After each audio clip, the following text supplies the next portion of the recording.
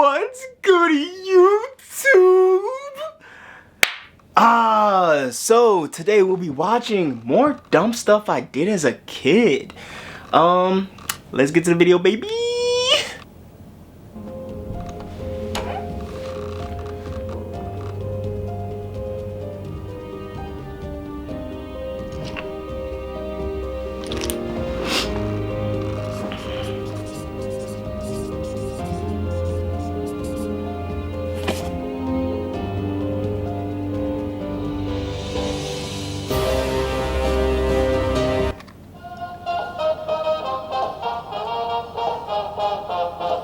Part of growing up is learning more about how the world Oh, this is story time.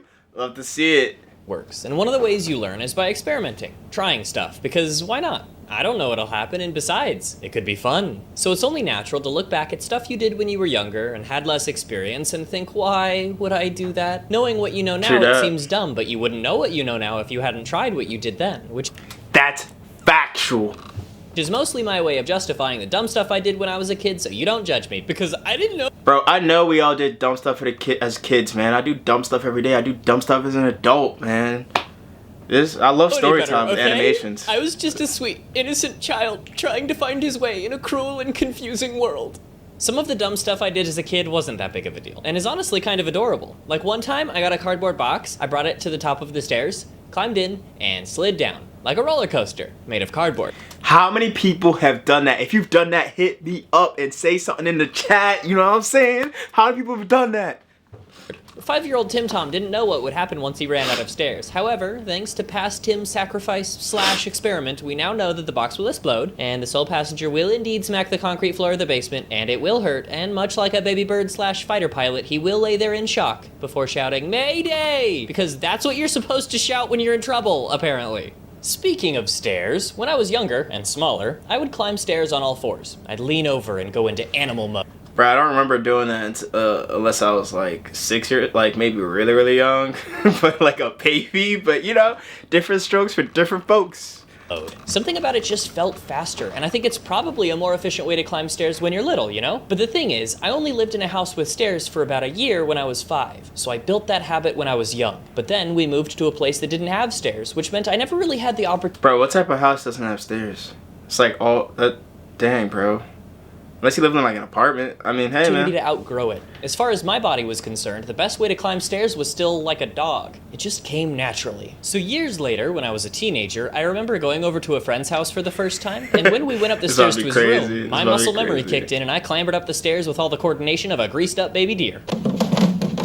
Both him and his mom were like, what you doing there? And sure, that's kind of embarrassing, but old habits die hard. So as much as I knew it looked weird for me to rumble up the stairs like that, I probably only had 1 or 2 opportunities a week to break that habit and practice walking like a normal person. So every time I went over to his house, I would go back on autopilot and continue to climb the stairs like a total weirdo. I'm not the only one that climbs stairs like that, right, guys? Yes, you are. Guys? Okay, I'll just be over here if you need me. One time I pooped in the bushes. Don't worry, this one also happened when I was 5. I'm not going around pooping all willy-nilly as an adult. Go over to a friend's house. Excuse me, could you point me toward your shrubbery? So I was at a... I know some people still poop in the bushes. Hey, if you in the woods and you got nowhere else to poop, where you gonna poop? I'm pooping in the bushes.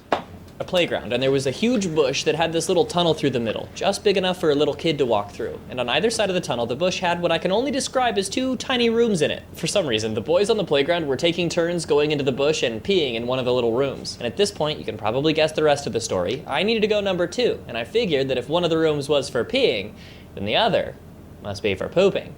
I will remind you that I was only 5. A 5-year-old without TP. This is where my memory of the situation goes about as fuzzy as an analog TV in a blizzard. I don't know if I admitted to my mom what happened, or if I just pulled my pants up and dealt with it later. Either way, the whole ordeal was very uncomfortable. But at least that time, I was the only victim of my stupidity. If you don't count my mom having to put up with a smelly boy. Another time, and again, I was only 5 and couldn't possibly have known better, I saw someone do that classic magic trick in a movie where they rip a tablecloth out from under a bunch of plates and silverware and everything stays in roughly the same place. That's because of a little thing called inertia. But I didn't know physics.